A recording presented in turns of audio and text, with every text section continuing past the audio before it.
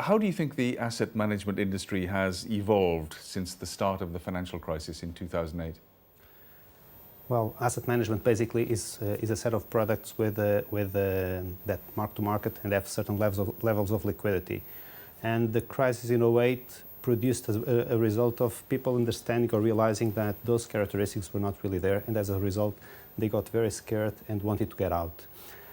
Since then, I think the industry adjusted very well. They tried to correct this and to readjust the components of the products to assets that are much more liquid, and as a result things have improved significantly. So what's your assessment of the asset management sector in Portugal in particular? It is not very different from what happened in Europe. Portugal has a lower savings ratio than other European countries, and as a result, the investments that people have tend to be more directed to savings than to investments. The result of this is that the risk profile of these investments tend to be lower, and asset managers try to respond to this by creating products that are more deposit-like or trying to substitute deposits. The lack of liquidity then resulted in a behavior of these products very different from what people expected them to behave like, and this got people very scared and they wanted to get off. Subsequently, the industry reacted by creating products that are most suitable for these clients' needs, and this product innovation resulted in the industry evolving very well over the last 2 years in Portugal. So what's the focus now for Santander Asset Management in Portugal? Product innovation, I think, is one of them.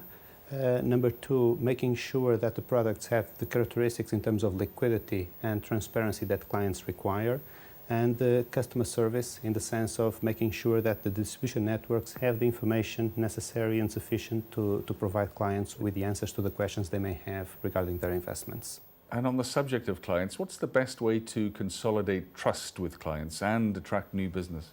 You need to be transparent with them. You need to be upfront and proactive in terms of conveying to them the characteristics, the advantages, the risks of the solutions that you are proposing to them. You have to be proactive in terms of changing the solutions according to the client's profile and the market situation.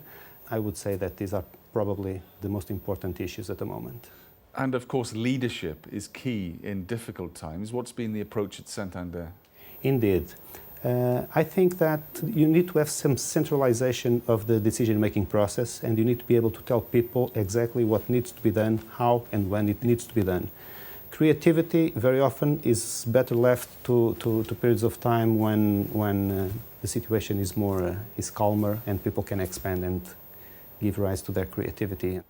And finally, looking ahead, what future do you see for the asset management industry in the years to come? In the very near term, and especially in Portugal, I think the asset management industry is going to have a tough time as a result of the need of banks to deleverage and to increase their share in deposits. Going forward, I think the changes that have taken place in Europe will necessarily result in banks playing a lower role, less of a role in financing the economy, and companies depending more heavily on market financing. This, I'm sure, will prove to be a huge opportunity for asset managers.